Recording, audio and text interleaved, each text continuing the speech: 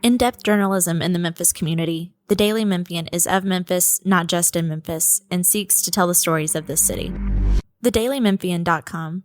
Truth in place.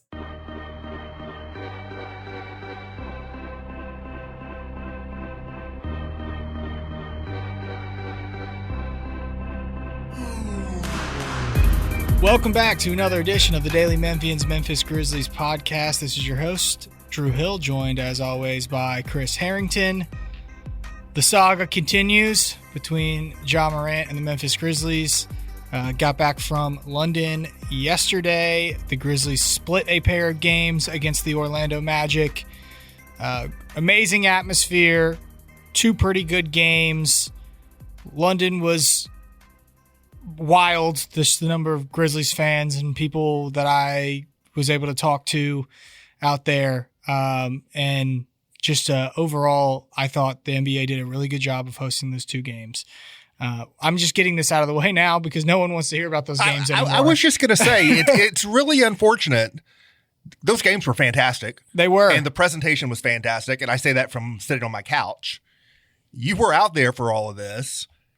And it would be great if we could just spend the time you reliving all of that. Yeah. But it's just not the thing that people are interested in. And it's really unfortunate that that's the case. Yep. Ja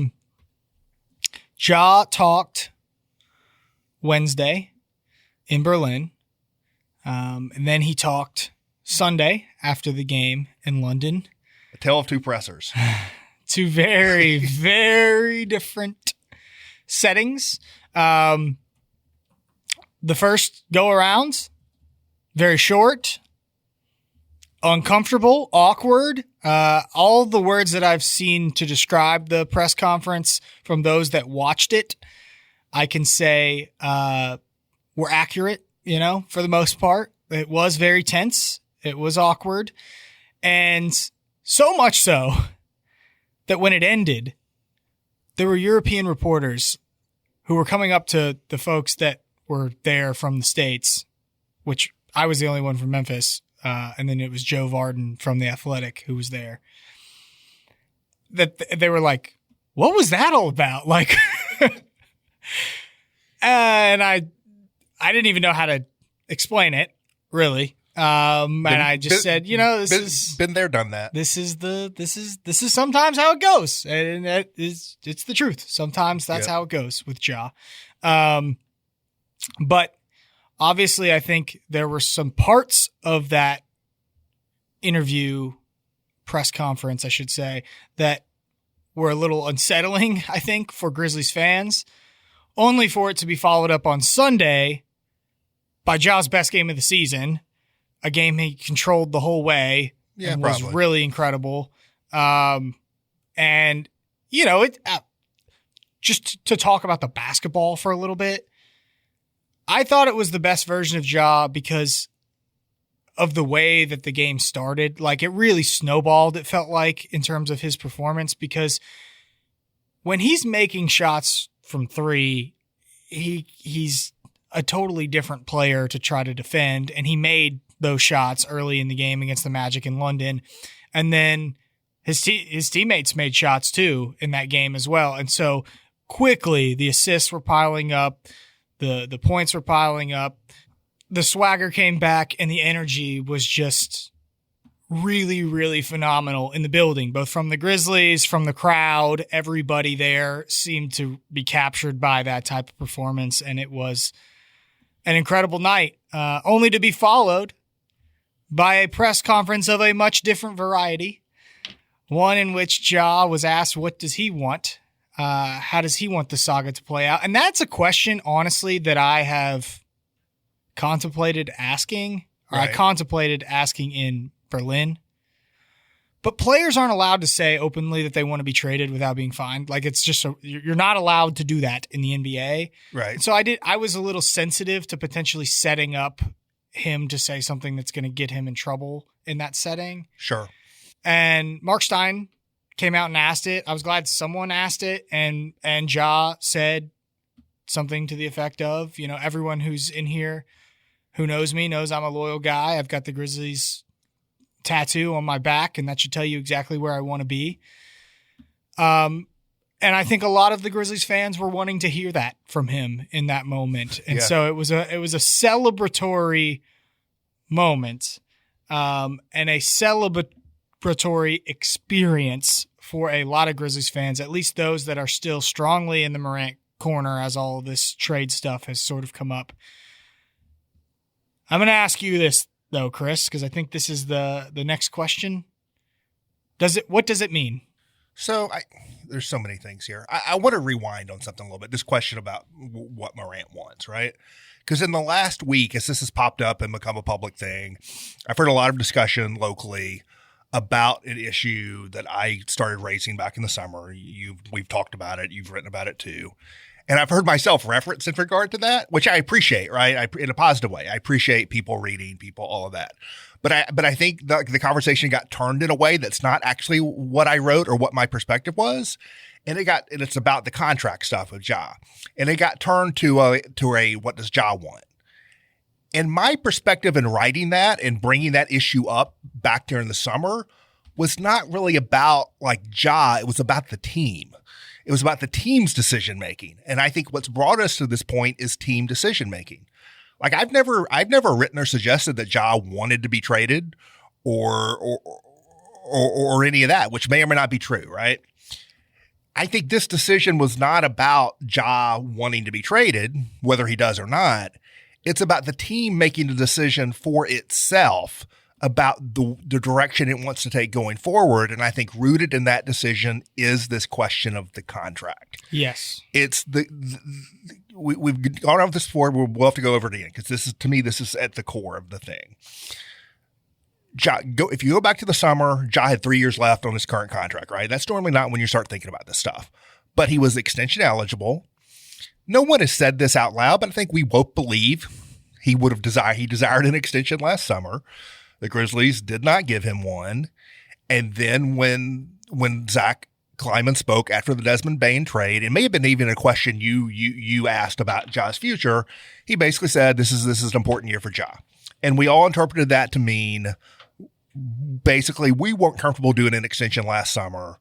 This is a big season. We'll see where it goes, right?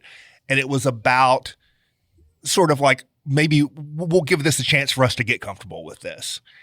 And I think the organization seems to have made a decision ahead of this trade deadline. It hasn't changed. We've done this for 2 years. The uncertainty, the availability, the performance, the attitude, all the uncertainty around all of that. And we're just not going to get comfortable with this. And if we don't think this is educated guesswork. If we don't think we're going to get comfortable giving him an extension, we can't keep him through this contract without giving an extension because it'll just get more uncomfortable and get worse. So either we're gonna make a commitment or we're gonna decide we're not comfortable doing that and we have to move on. And that is what I think brought this on. To me, it has not been about Ja may have pressured that by asking for an extension, which we don't know. He may have pressured that by being unhappy about not getting one, which is sort of guesswork. But I think what's driven this is not like, does Ja want to be here or does Ja not want to be here? I think what's driven this is the organization making a decision about what's realistic about their own future. And I think what's left out of Ja saying in London, I want to be here is, okay, on what terms? Yes. Do you want to be here? Are you happy to be here for the next 2.5 seasons without an extension? Are you happy to be here for the next 2.5 seasons without being able to impact other decisions that the franchise will or won't make? And it's the on what terms thing that me is like hovering in the air of this. And so to me, it doesn't mean that much for Ja to say, I want to be here, because it's more complicated than that. You want to be here on what terms? Yeah, I believe Ja wants to be in Memphis with a new max contract. Right. Extension. Yeah. That's what I believe. That's both of our interpretation. It's a little bizarre because this last offseason was not the offseason that you typically do those types of extensions. Right. I mean, you can, but it's not until you get closer to the end of the contract that the extensions typically happen. And it absolutely feels like that's a tension point. Yep. Right. And so that's my read. That's your read. And so I think you're right. That game in London was spectacular. It was. And it was a reminder of just how awesome it can be when he is that way. And I don't know if it's going to be enough to change the way that the front office feels about the situation. Here's what I would say about that. And obviously, fans reacted to it in a certain way, and rationally so, right? Or understandably so. I have argued going back to the summer, in one case it's on a podcast, the Nate Duncan podcast, you can go listen to that, but also off the record, like private conversations. I have argued with multiple national media people about how good Ja Morant can still be. Because I think people have discounted how good he can still be. And I think if he has good luck with health and he is focused, I think he could have all-star seasons of multiple still ahead of him. I think those would more likely come on the contract he's already on, not the next one as part of the problem. This question of like what happened in London and does that change things, right? Yes. You had brought that up. Yeah. For an NBA organization to make a decision to talk to multiple teams. This is not the Luka thing where it stayed quiet because they only talked to one team, right? For them to make a decision that we are going to interact with multiple teams about a trade involving our most high-profile player, for an organization to reach the point of doing that and knowing it's going to be public, you don't reach that point lightly. And so whether you agree with that decision or not, as a fan or as someone from the outside, for the organization to reach the decision of actively entertaining trades for Ja Morant, nothing can happen in an individual game to turn that around. It's too big of a decision to make. You can't be, oh, never mind, after one game. It's just too big of a thing. No, I think I agree with that. We don't make, Ja would have gotten the contract extension at the first time he played a great game if that was the case, right? So I agree with that. Now I think the question surrounding the situation is just because what everybody wants to know right now is this guy going to still be on the Grizzlies past the trade deadline? That is the question. And you have underscored, and the way you interpret the organization feels about the situation, I think there's a lot of folks that have underscored that exact same thing. I would endorse that myself. And I think the question of can he be on this team past the trade deadline ultimately comes down to is how uncomfortable the organization is willing to be. Because I think now you're in a situation where the world knows that you're considering this. You had him in and out of the lineup in Berlin and then in London. You wonder how the rest of the team feels about the situation, given his availability and unavailability. And we all saw what happened with the Vince Williams stuff. And I think if you're Memphis, all of that has to come under consideration. I also look at the recent injury news releases and say, man, they're really not rushing any of these guys back. It really does not feel that way. And so if you're headed in that direction, if that's the direction that the Grizzlies are headed, downward in the standings instead of upward, I don't know how holding on to Ja Morant is going to help you. And so I also think maybe that's another thing to consider as you sort of look at this situation. Yeah, I'm going to respond to that. Let's take a break and hear a word from our sponsor, and then I'll respond to that too. Want to make a big impact without getting lost in a big system? Join Youth Villages to be a force for families while becoming part of one. Help make positive changes on a national scale, one community at a time. It takes a family to transform lives. Start with yours. Apply now at youthvillages.org/careers. So my thing is that, and I was a victim is too strong a word. I was subject to some unwanted aggregation over the weekend on this subject. I can't stand it. I really, if the Grizzlies would stop using Elon Musk's X.com as their sole provider of certain kinds of information, I would probably just close my account, but that's not the case. I wrote a column, like the column's public. My name's on it. I invite you to read it. I encourage people. And a reader replied to a tweet of just a link to the thing. It was a reply that someone I've interacted with before. It was a reply that was clear they hadn't read it yet. So I just replied to the person. It was like, if you read the column, like, something like, it's clear I still expect him to be traded. I don't think this changed it. Somehow a reply to an individual person got aggregated into a report. Whatever.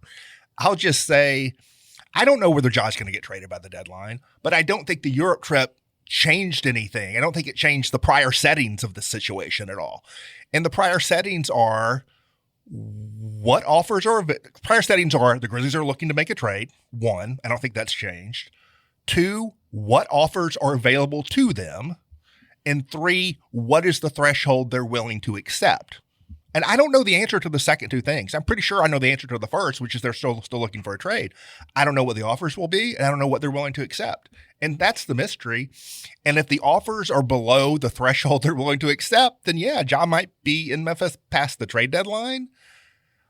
I don't think that I think the sense it doesn't become this public to get to this point if they're not ready to move on. Whatever is said about, we still might build with them. It's pretty clear they're ready to move on. And I think if they get a good enough offer, they will. And to your point, like it or not, and I don't love it, frankly, because you look around the league and now Jimmy Butler's out for the rest of the year and the Lakers are struggling and the Rockets are struggling. And I look at the West and I think, if this team had been reasonably healthy and committed to just being as good as they could be, like what they could have been 5th in the West this year, right? That's not what they're looking at now. When you look at the conservatism with Zach Edey and the conservatism with some of these other injuries and the willingness to move Ja and how strong this draft is, and they got 3 picks in the top 32 already, and it seems like they're looking to build a team. Maybe with Jaren Jackson, maybe not. That's a separate topic. It's a separate topic that we may not have time for today. But I do think, look, if that's the direction that they're heading, it's clear Jaren's only going to hurt your. It's clear they have an eye on an era that's more of a Cedric Howard, Zach Edey, maybe not Jaren 2 era, and trying to add to that for the future. Not be hyper-focused on the present. And so I think if a good enough deal is on the table, Ja Morant will probably be traded between now and the deadline.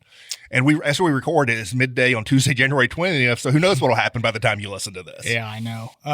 Last thing before we get out of here, you do look at trade partners, right? You look at who potentially could, and interest, I think for those that are hoping Ja remains a Grizzly, part of the hope is that the Grizzlies don't get whatever offer that they're willing to accept. And the reporting out there is teams like Miami and Milwaukee, they may not be quite as interested as initially thought. The Raptors may be in the same boat as that. I will say it is smokescreen season. That's what the weeks before the deadline are about. Big time smokescreen season.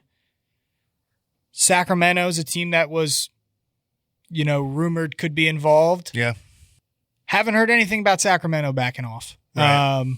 So I'm keeping my eye on Sacramento. They do have contracts that can line up. So. When I first wrote about the trade scenarios, it feels like a month ago. It's probably days ago. I don't remember. When I listed teams in rough order of what I thought seemed reasonable from the outside, and I had Milwaukee 1, Sacramento 2 on that list. To me, the Milwaukee thing is sort of the thing that makes the most sense, but there's all kinds of, again, maybe smokescreen, maybe real intel suggesting that maybe they're not interested. And to your point, we haven't quite gotten that on Sacramento. Yeah. And I do believe that there's likely just informed speculation that there could potentially be more options out there, right, than has been suggested. So we will see if there is some sort of mystery team that will try to get involved in the Ja sweepstakes. We'll see what happens with Ja and if he will be on the team moving forward. He let it be known he wants us to remain a Grizzly. On what terms? That is the question moving forward. And are the Grizzlies willing to meet those terms? And also, is any outside organization willing to meet the Grizzlies' terms for Ja Morant? It remains in the air right now. And I'll just reiterate what I've always said. I have never advocated for as an observer for the Grizzlies to trade Ja Morant. I think if the terms were amenable to both sides, I think Ja Morant is not both awesome to watch, and I still think, as I said earlier, I think he could have multiple all-star seasons ahead. But the reality is there's a disconnect on the what terms both sides are comfortable with right now. Yeah. No, I suggested on this podcast earlier this season, as this Ja stuff came up, playing it out through the end of the season. Yep. I wanted to see it next to Zach Edey. Yeah, I thought the Grizzlies 100%. may want to see that as well. And the Zach Edey timeline is taking a turn, right? And so it feels like that opportunity may be lost. So maybe that makes this a little less surprising. I don't know. We'll probably be back this week. We very well might be. Yeah.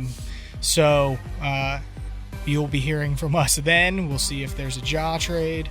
We do have some Grizzlies home games coming up. So make sure you are still checking out the Daily Memphian. Go read all of our stuff from Berlin and London. Go read Chris's column that he just mentioned. But until then, we'll be back. For Drew and for Chris, we're out of here.